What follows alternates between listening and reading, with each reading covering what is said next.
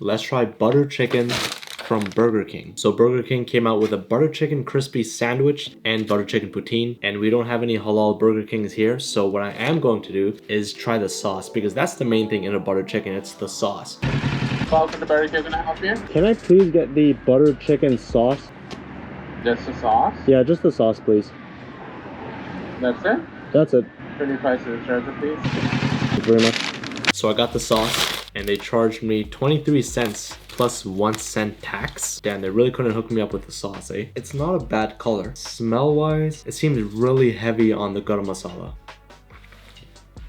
Okay, they're trying. It's kind of there, but it's really heavy on garam masala.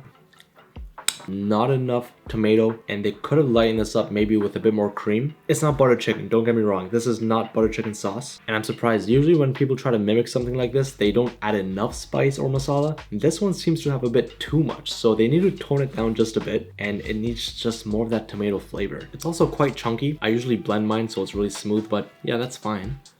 If I had to give this a rating on how close it is to butter chicken, I would say this is a 6.1 out of 10. They're on the right track, but not in the right direction. They're kind of in the right direction. Yeah, not bad. I was expecting it to be nasty, but I'm happy it's not nasty.